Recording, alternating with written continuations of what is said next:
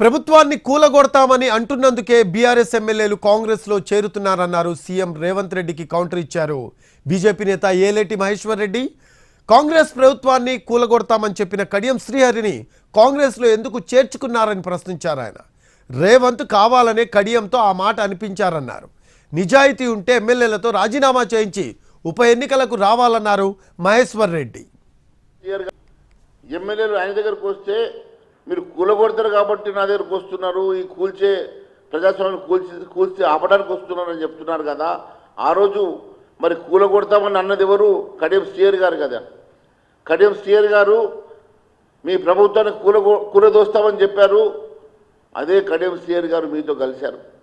అంటే ఆ రోజు కడియం శ్రీహరి గారితో స్టేట్మెంట్ ఇప్పించి కడియం శ్రీహరి గారిని మీ వైపు తెచ్చుకొని ఎమ్మెల్యేలు తెచ్చుకొని అది కూలగొడుతున్నారు అని చెప్పేసి అపో క్రియేట్ చేసేటువంటి ప్రయత్నం చేశారు.